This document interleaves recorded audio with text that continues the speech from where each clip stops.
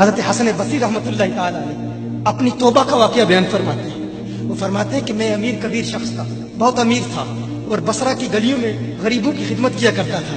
اچانک میں نے ایک حسین عورت کو دیکھ لیا اور میں اسے دیکھتا ہی رہ گیا۔ اس عورت نے مجھے کہا انا تشتہی، تجھے شرم نہیں آتی؟ میں نے کہا ممن، کس سے شرماؤں؟ اس نے کہا وہ جو آنکھوں کی خیانت کو دیکھتا ہے اور دلوں کے پوشیدہ رازوں کو جانتا ہے، تجھے شرم نہیں آتی؟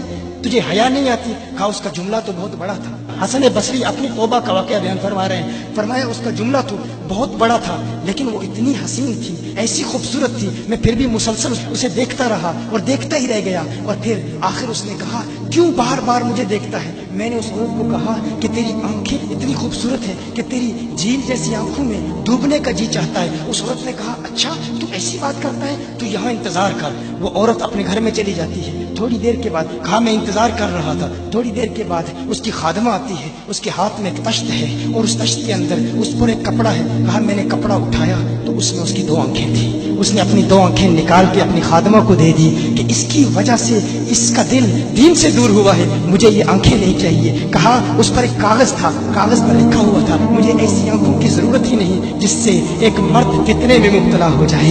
میری بہنیں جو اس گفتگو کو سن رہی ہیں ان کی بارگاہ میں بھی عرض ہے، وہ بہنیں جو گھنٹوں آئینے کے سامنے کھڑی رہتی ہیں فقط اس نیت سے کہ اپنے بالوں کو یوں سنواریں کہ مردوں کو فتنوں میں مبتلا کریں، یا کسی دکان میں جا کر کپڑے خریدتے وقت ان کے ذہن میں فقط یہی خیال ہوتا ہے ایسے کپڑوں کا انتخاب کریں گی کہ جن سے مردوں کو فتنے میں مبتلا کریں گے۔ یہ بھی امت کی بیٹی ہے جس کی ایک دا سے ایک شخص ولی کامل بن گیا، حسن بصری بن گیا۔ حسن بصری فرماتے ہیں جب اس کی آنکھیں دیکھی میں تحکم کھو بیٹھا، میں زار و قطار رو رہا تھا۔ روتے ہوئے میں گھر چلا گیا، پوری رات میں روتا رہا، پوری رات توبہ کرتا رہا، استغفار کرتا رہا۔ حسن بصری فرماتے ہیں فجر کی اذان سنی، اچانک خیال آیا اس عورت کا شکریہ تو ادا کروں کہ جس نے اپنی آنکھیں میرے لیے، میرے دین کے لیے، میرے ایمان کے لیے اور توبہ پر استقامت کی خاطر قربان کر دی۔ کہا میں اس کے گھر گیا، جو ہی اس کے گھر پہنچا تو ادھر اس کا جنازہ نکل رہا تھا، اس کی موت واقع ہو چکی تھی۔ کہا میں رات گھر آیا، میں رات سو گیا، میری آنکھ بند ہوئی، میں نے اس عورت کو خواب میں دیکھا۔ میں نے کہا کوئی نصیحت کر۔ اس عورت نے کہا کہ جب تنہائی میں ہو اللہ کا ذکر کرتے رہو، اور جب صبح کرو تو استغفار کرو، شام کے وقت استغفار پڑھو۔ کہا میں نے اس وقت توبہ کر لی، ایک عورت میری توبہ کا سبب بنی، ایک عورت کی وجہ سے مجھے توبہ پر استقامت ملی۔ یہی حسن بصری پھر وہ واقعہ بھی آتا ہے، وہ دور بھی آتا ہے، ان کا ڈر کتنا ہے، ان کا تقویٰ کتنا ہے، پرہیزگاری کتنی ہے۔ یہی حسن بصری، ایک دن ایک شخص نے حسن بصری رضی اللہ تعالی عنہ سے کہا ہے حسن بصری کیا آپ جانتے ہیں کہ جہنم سے جو شخص سب سے آخر میں جہنم سے نکالا جائے گا اور پھر یا حنانو یا منانو پڑھتا ہوا جہنم سے باہر نکلے گا؟ حسن بصری فرماتے ہیں کاش میں وہ شخص ہوتا، کاش میں وہ شخص ہوتا۔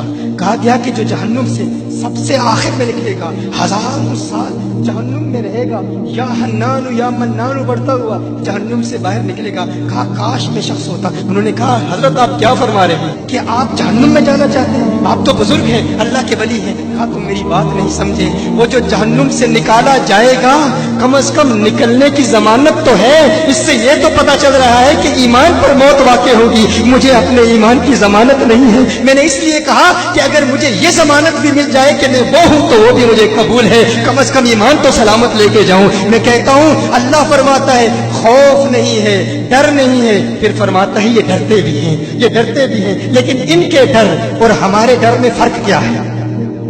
ان کے ڈر اور ہمارے ڈر میں فرق کیا ہے؟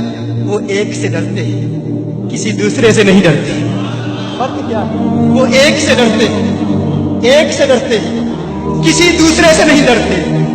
ہم اس ایک سے نہیں ڈرتے، اسی لیے ہر ایک سے ڈرتے ہیں۔ یہ فرق ہے، ہم اس ایک سے نہیں ڈرتے، اسی لیے ہر ایک سے ڈرتے ہیں۔